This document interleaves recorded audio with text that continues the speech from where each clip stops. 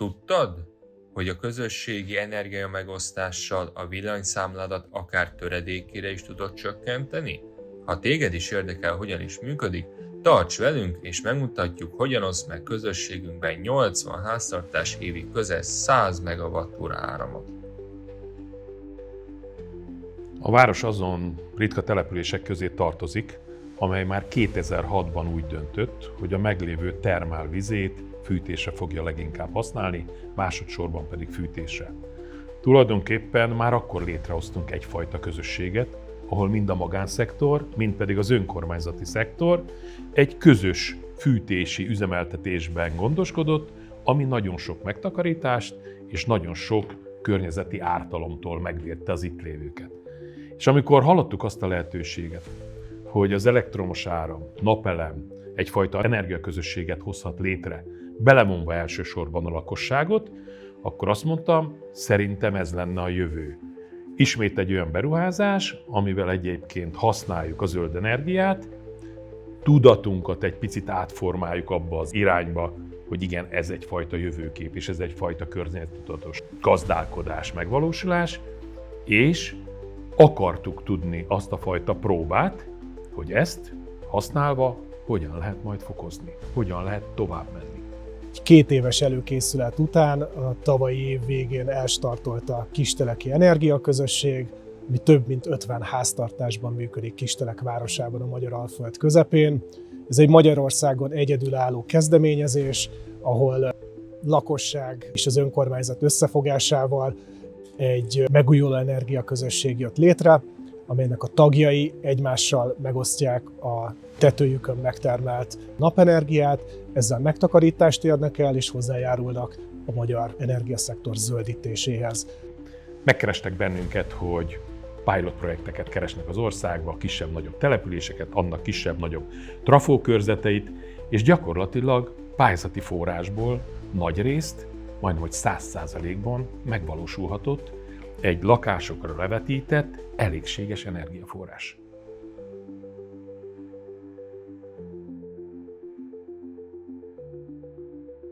Egy körön lévő ingatlanoknál megnézték azt is, hogy az adott közterületek, a város által felajánlott közterületek abba a trafó körzetben lehetőség szerint milyen típusú házak, újabbak, régebbek, a tetők egyébként, a tetőszerkezetek minden további nélkül elbírják, hogy arra egyébként utólag tetőpanel, napelem legyen helyezve. Tehát ezeket összevetve kiválasztódott a városnak azon része, ami erre alkalmas szakmailag is, műszakilag is, és bocsánat, azt is még figyelembe kellett venni, hogy nagy részt fiatalabb házasok, fiatalabb családok laknak itt.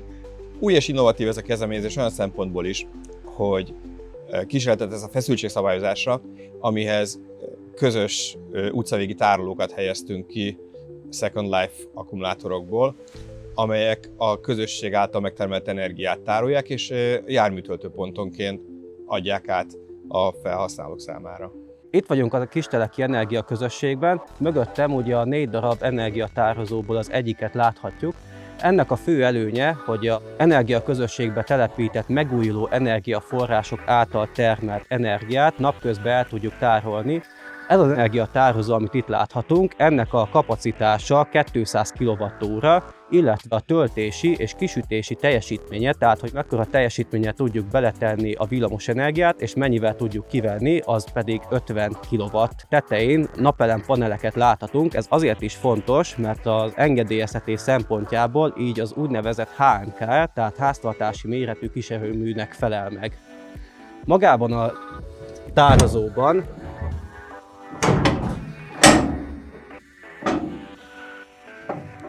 az energiatározónak a tározási kapacitását a hátul a szekrényen található akkumulátorok biztosítják. Ezek az akkumulátorok az elektromos autókból újra felhasználás során egy megnövelt élettartamot tudnak biztosítani, hiszen ezek az akkumulátorok már nem azt a teljesítményt kell leadniuk egy elektromos autóban, amit ugye megszoktunk, hanem ebben az energiaközösségben egy tározási és visszatáplálási élettartamot tudnak nekünk biztosítani. Az energiatározónak a belső felépítése során láthatjuk, hogy az akkumulátorok vízhűtéssel vannak ellátva. Ezt a vízhűtést a hőszivattyús rendszerekben alkalmazott keringető rendszer tudja járatni. Az energiatározónak a jobb oldalán láthatjuk az invertereket, ezek Huawei típusú inverterek, amiknek az összesített villamos teljesítménye 50 kW. Ezek tudják a villamos hálózat felé kiadni az akkumulátorokban eltárolt villamos energiát. Mellette ugye láthatjuk az akkumulátor töltő egységeket, ezeknek az összesített teljesítménye is 50 kW. Háztartási méretű kiserőmű rendszerek maximális villamos teljesítményéhez vannak igazítva, illetve maga a rendszer rendelkezik egy villamos kapcsolói szekrényel, ebben van benne maga az akkumulátor vezérlő és a védelmi rendszer is. Maga a vezérlő rendszer úgy működik, hogy az energiaközösségben elhelyezett okosmérő által gyűjtött adatokat belevisszük egy központi adatfeldolgozó rendszerbe. Ezáltal ugye mi folyamatosan tudjuk, hogy mennyi az a megtermelt energia, amit az energiaközösség állított elő, és mennyi energiát használtak fel az egyes tagok ebben a rendszerben. Tehát amennyiben azt tapasztaljuk, hogy többlet villamos energia termelés van a rendszerben, úgy magát az energiatározó egységben lévő vezérlő automatikát úgy tudjuk beszabályozni, hogy pont ezt a többlet megtermelt energiát el tudjuk tárolni magában az akkumulátoros rendszerben, illetve a nap vége fele, vagy amikor kevesebb a megújuló energiaforrás termelés, akkor ezt az energiát vissza tudjuk szolgáltatni a villamos energia rendszerbe. Valóban látjuk azt a grafikont, azt a görbét, hogy a megtermelt áramnak mikor a legoptimálisabb a felhasználása. És erre épülve tovább menve, lakosokat bevontuk úgy, hogy egy picit, ha akarják, ha nem, összefognak, másképp gondolkodnak, hogy megtanuljuk azt, a megtermelt energiát a leghasznosabban felhasználni. Akkor, amikor ezek az emberek már találkoznak, és azt látják, hogy a számlájukon az is, aki még ebben nem mer gondolkodni, jóval kisebb a befizetendő csekk, és azt látják, hogy egymással meg kellett, hogy békéljenek, beszéljenek, kommunikáljanak, megegyezzenek, abban a tekintetben is, hogy még kinek adja tovább ez a közösség a megtermelt szabad energiát, létrejött egy újfajta közösség.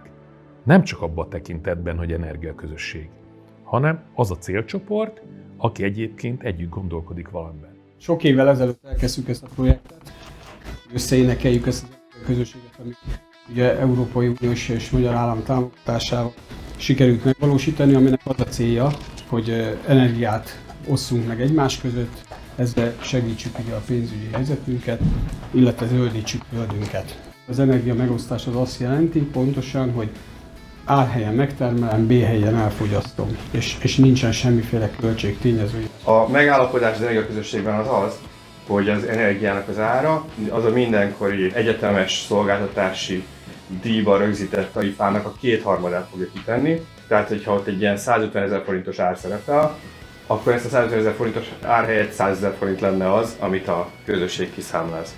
2025-ös évben összesen 28 helyszín az 116 megawattnyi energiát visszaexportált, akkor ez 8 millió forint extra bevételt jelentene a közösségnek. A portálnak a legfontosabb funkciója a közösség egybetartása. Ez egy közös felület az energiaközösségeknek, ahol a legfontosabb az együttműködés és a fenntartható energiagazdálkodásnak a támogatása. Már régóta foglalkoztatott a napelemes energia erőművek rendszere. Úgy látom, hogy a jövő az az elektromos autó lesz, és nekem nagyon kényelmes, mert a zsákutcában lakok, és ott van előttem az energiatároló, és ott van a hely kialakítva a töltőszigetre. Úgyhogy én nagyon várom, hogy ez megépüljön. És nyilván egy megtakarítás szeretnék elérni villamos energiába, magyarul kevesebbet fizetni. Energiaközösség, közös energiafelhasználás és megtermelés. És mint az elején mondtam, jó lenne tovább vinni valamennyi lakos számára elérhetővé, de sokkal fontosabb az, hogy mi, akik logisztikailag mondjuk egy M5 mellett vagyunk, közelébe Szegednek és Kecskemétnek, és előbb-utóbb, ha akarjuk, ha nem, de mi megpróbálunk mindent megtenni, hogy olyan befektetők érkeznek, akiknek fontos az, hogy miből állítják elő az energiát, akkor jó lenne azt a fajta modernebb ipari parkokat létrehozni a gazdaság szereplőivel, hogy mind az áramban, mind pedig minden más egyébben, elsősorban geotermiában is jók vagyunk, legyen az a fajta közös gondolkodás, hogy azt a megtermelt energiát hogyan használjuk föl leghatékonyabban. És ennek kapcsán a város, mikor energiaközösséget látott maga körül, akkor mi is megnéztük azt, hogy már most mi az, amit megtehetünk a mi zöld energiánknál. Hogyan lehet még egyébként bevonni az egyéb felhasználókat, ennek kapcsán mi is létrehoztunk egyfajta energiaközösséget, ahol tovább bővítjük azt a lehetőséget, amiben továbbra is benne van a magánszektor is, meg az önkormányzat is. És egész odáig eljutunk a végén, hogy az ipari parkban tervezett mondjuk geotermia, meg az a tartalékfelület, ahol egyébként napenergia, majd tárolókapacitás, stb. Szintén egy olyan energiaközösségben valósítható meg, ahol a gazdasági szereplők is fölismerik egymás mellett, hogy ezt az energiát sokkal jobban, zöldebben és tanúsítvánnyal, hogy én miből állítottam elő azt a terméket. Van egy gondolkodás, ami elkezdődött, folytatódik, és markáns jövőképe lehet. Itt volt -14 fok, működik a rendszer. Itt volt egy szép napsütéses év, hál' Istennek azok a házak, azok a lakások, azok a családok jóval kevesebben fizettek. Az eredmény ilyen egyszerű.